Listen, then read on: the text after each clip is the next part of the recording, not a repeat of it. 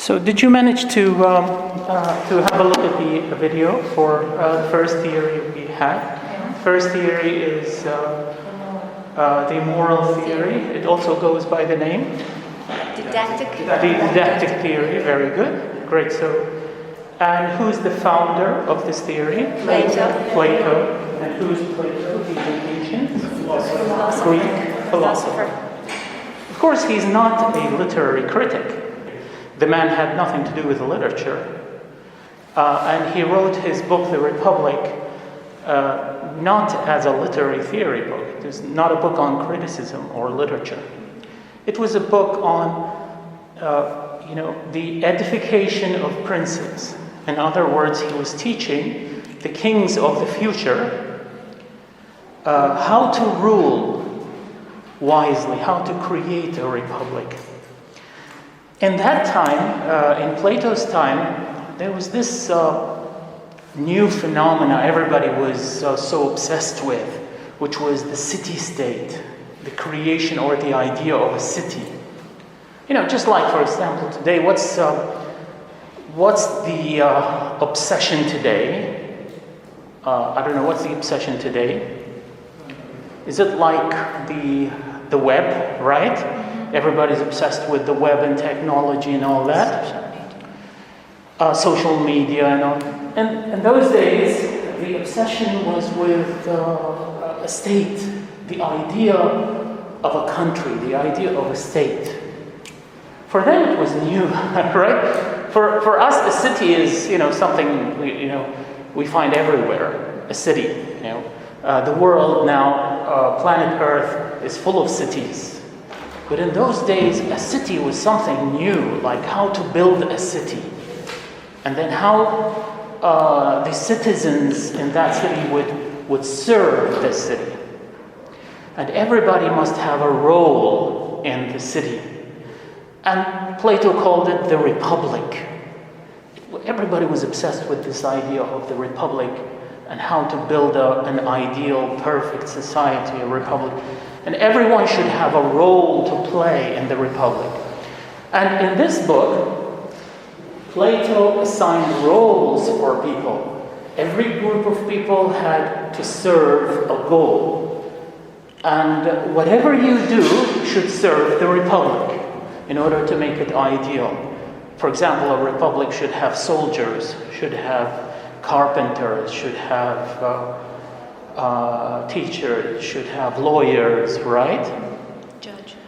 Judges. And everyone has a role to play. Now, if you play your role very well, perfectly, then the republic will prosper and get better and better. But if you don't play your role in the right way, the appropriate way, this is going to contribute to the fall of the republic, right? Yes. So this was the purpose of this book, to create. That's why he called the book. What did he title this book? Republic. He titled it The Republic, right? But then in this book, he was taking these professions, what a carpenter should do, what a lawyer should do, and then he came to the poets, and he said, poets, they're going to write poetry. They're going to waste their time writing poetry. And readers will waste their time reading this poetry. And then what? Are we going to die if we don't read poetry? See, it's not practical for Plato, right? Yes. We are discussing poetry and literature from Plato's point of view.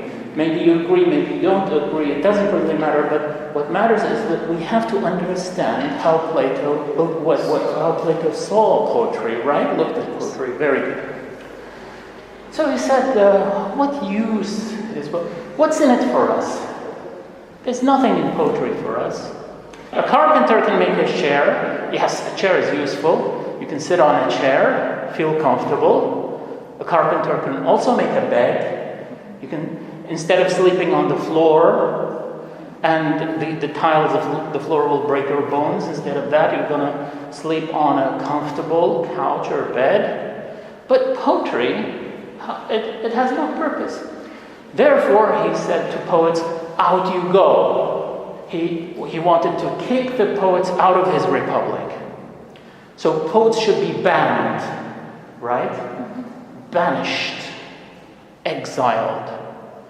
Or he said, if you want to stay in this republic, do something else. Change your profession. Instead of being poets, go become carpenters. Or, if you still insist on writing poetry, then you should write religious poetry. Religious poetry is good. Now, why? Because, yes, it also arouses emotions. Because, for Plato, which one is better, the heart or the mind? The mind. The mind. You remember, because a king should judge according to the dictates of his mind, not the dictates of his heart. If you follow your heart, you will make wrong judgments. If you follow your mind, you will make wise judgments.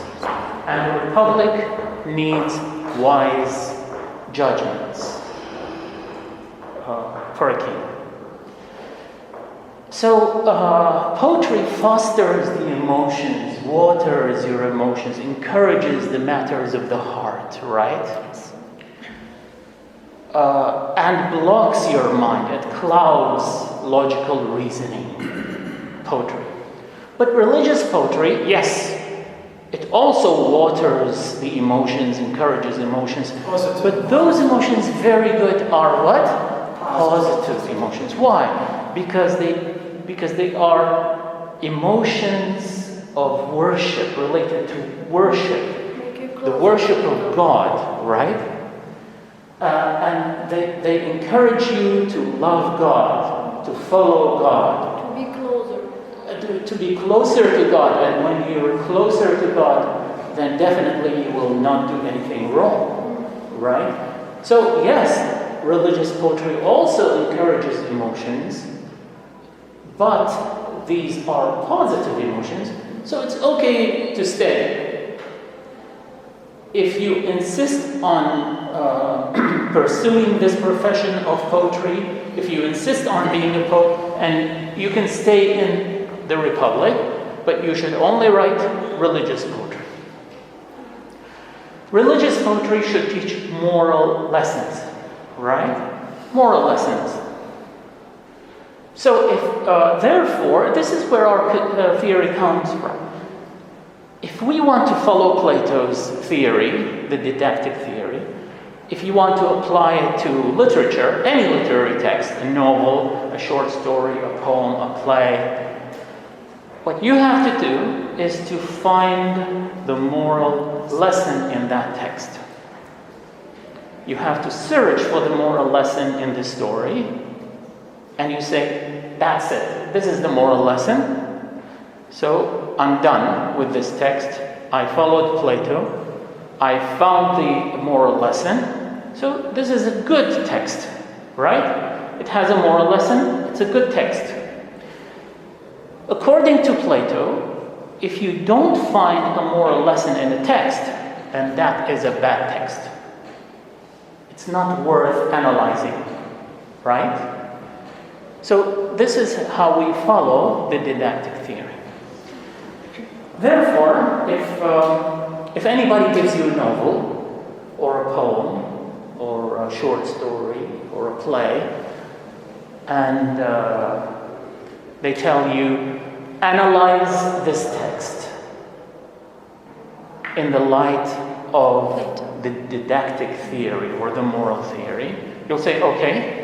You'll take this text, you go home, you read it very carefully, and you search for what?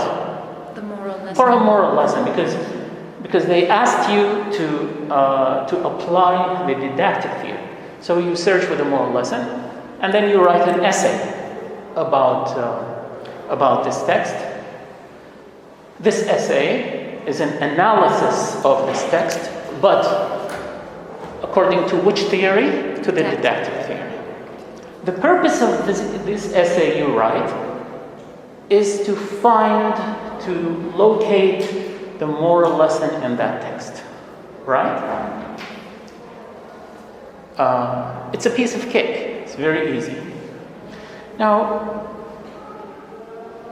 the problem is when every literary theory falls back on a source. When you say moral lesson, how do you know what a moral lesson? What is a moral lesson? Where do moral lessons come from?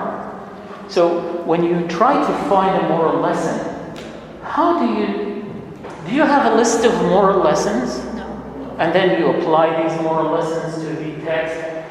Well, we don't really have a list of moral lessons and we go doing a matching exercise like this is a list of moral lessons and this is the short story.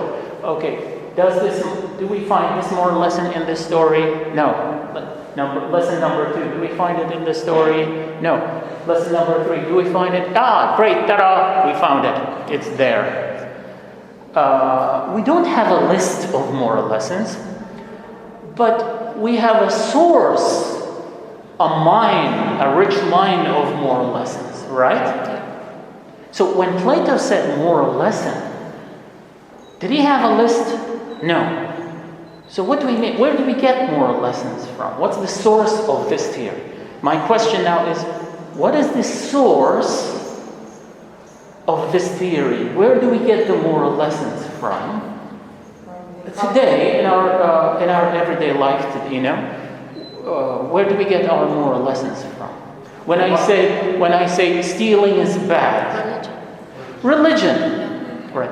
Religion is a rich mine, a rich reservoir it's like a warehouse of moral lessons.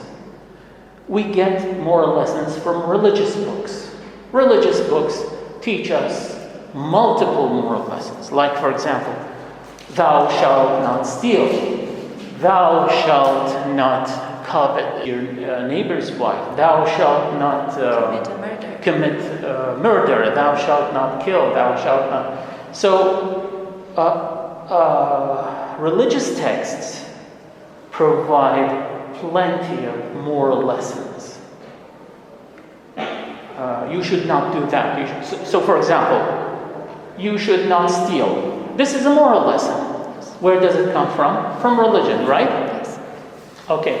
You read a short story, and one of the characters in that short story is a thief. All right? So that thief steals something. Then, and he's punished for it, right? At the end of the story, he's punished. So you see, this story teaches us this moral lesson. Because this person in the story, this character, stole something and he was eventually punished for it. Therefore, the author, the short story writer, is teaching us, is warning us against that stealing is bad. This is a moral lesson. This story reflects this religious moral lesson, right? So, what are the religious texts we depend on for moral lessons? It depends on the religion. So, for example, in Christianity, the Bible, in Islam, it's the Holy Quran, right? Yeah. Every religion has its religious text, which is the source of its code of ethics. Well, in those days, did the Bible or the Holy Quran exist in Plato's time? No. Plato lived before Christianity, prior to revealed religions. There was no Bible, no Holy Quran during Plato's time. So where did he get this list of moral lessons from? From the ethical standards at that time, right? From ethics. Ethics. E-T-H-I-C-S. Ethics. What is ethics? Morals. Yes. Ethics is a branch, of philosophy. Ethics is a branch of philosophy. You see, philosophy has different branches. One of the branches of philosophy is ethics. And ethics, this branch of philosophy, answers the following question: what is good behavior? The purpose of ethics is to answer the question, what is good conduct or good behavior? And it, examines all the types of human behavior and what's good and what's bad. So in Plato's time, there was no Bible. In Plato's time, there was no Holy Quran, no revealed religions as we know them today. But there was a branch of philosophy called ethics, which teaches good manners and good behavior and etiquette. So that was the source of Plato's theory, the didactic theory. Okay. Now, another pitfall for this theory, if you want to apply it to any literary text today, is, do I have to depend on religious texts for a list of moral lessons? Because you want to apply the didactic theory to a particular text. So you'll say, do I have to depend on a religious text, a sacred text? The answer is, you don't have to. There are other, let's say, books, but they are not religious texts, which also teach you morality. There are books on ethics, right? Yeah. There are books on ethics. There are books on conduct. Take, for example, Amy's book on etiquette. Any book on moral behavior. It does not necessarily have to be a religious text. No, not necessarily. It could be a book by, let's say, a religious man, a religious figure, wrote a book about ethics. Of course, they are also derived from religious texts, right? But you can make that book the source of, and depend on that. You can make it a model, because you see, when you're writing a research paper, you should depend on a model of analysis, a model, so you can apply, or a source, you can apply the theory to the text in question. Another problem, which is actually another question that some students ask me, like you're going to write your thesis or dissertations next year, right? So some students asked me in the past, like, can I apply the moral theory, the didactic theory, to the texts I'm selecting in my thesis? Let's discuss the yes part of the answer, which is yes, you can. Yes, you can. Why not? I mean, it's a theory. It's one of the literary theories. It's the first literary theory, right? The moral theory, the didactic theory, is the first literary theory. And we can fairly call Plato as the first literary theorist. So why not? You can apply the didactic theory to any text you like in your thesis. Why not? What's the problem with that? You are finding the moral lesson in a text. Is that a crime? So it's good. You can go ahead and do it. But